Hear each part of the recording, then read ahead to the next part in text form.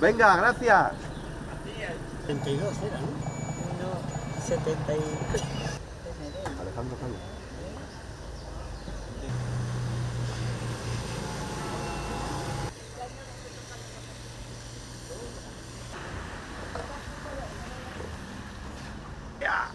Y Buenos días. buenos días.